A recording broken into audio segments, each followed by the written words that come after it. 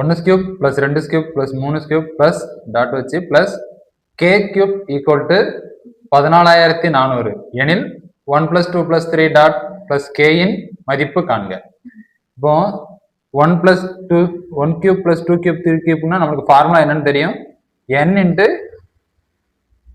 n plus 1 by 2 the whole square.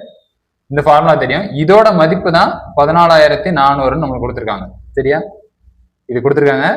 கேட்டிருக்கிறது என்ன கேட்டிருக்காங்க? 1 பிளஸ் 2 பிளஸ் 3 பிளஸ் கே கேட்டிருக்காங்க. இதுக்கு ஃபார்முலா நம்ம என்னன்னு தெரியும்? ஏழெண்கள் ஃபார்முலா என்னன்னு தெரியும்? n into n plus 1 by 2 அப்படின்னு தெரியும். இதுதான் என்னன்னு கேட்டிருக்காங்க. இது 14400னா இது என்னன்னு கேட்டிருக்காங்க.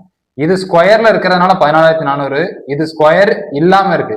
அப்ப என்ன பண்ணணும் அப்படின்னா இதுக்கு ரூட் கண்டுபிடிக்கணும். ரூட் 14400. சரியா? இங்க நம்பரை மட்டும் எடுத்துக்கலாம். இதுக்கு 144னா 12 இன்ட்டு 12 தான் 144. சரியா? அப்போ ஒரு 12 வெளியே எடுத்துடலாம். இது 2 0 இருக்கனால ரூட்ல இருந்து வெளியே வரும்போது ஒரு 0 மட்டும் வெளியே வரும். ஸோ இதோட ஆன்சர் என்ன? 120 தான் ஆன்சர்.